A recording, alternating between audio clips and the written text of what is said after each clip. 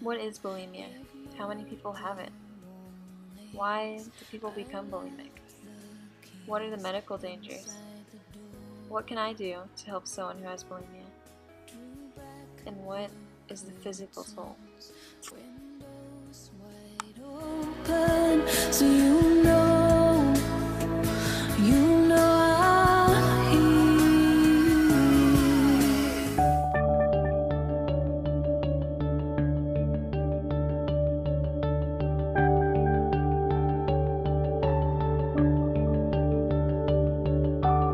It's still a misperception out there that these are relatively benign sort of disorders, sort of diet's gone bad.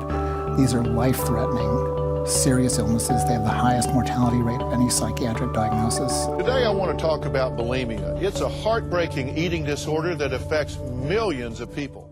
So sure, bulimia has received a bit of attention in the spotlight, but what actually is it? Bulimia, also referred to as bulimia nervosa or bulimorexia, is an obsession with food and weight, generally characterized by excessive eating binges.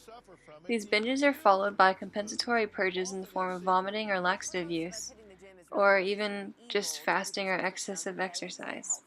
But for people with exercise bulimia, exercise is actually a desperate compulsion to purge any calorie that they think is in their body, and it can really put their lives at risk. What makes this eating disorder, though, even more dangerous is it is hiding in plain sight. So if people are so ashamed to admit when they're bulimic, why would they turn to it in the first place? Well, most people become bulimic when they begin to feel low self-esteem, or they compare themselves to others too often. Admittedly, there is a small minority who fall into bulimia not due to low self-esteem, but due to a love for food. But for the most part, bulimics follow what is thought of as a cycle, from shame and disgust, to strict dieting, to tension and cravings, to binge eating, purging again to avoid weight gain, back to the shame and disgust of eating. But wait, how many people have bulimia, and what are the medical dangers?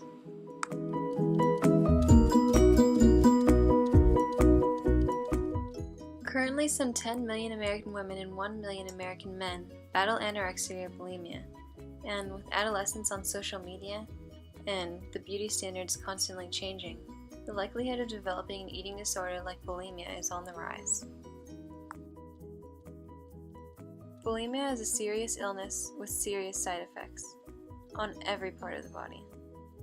It can cause gastrointestinal symptoms resulting from vomiting or laxative use. Severe acid reflux can cause inflammation of the esophagus and heartburn. Chest pain and spontaneous regurgitations are also common.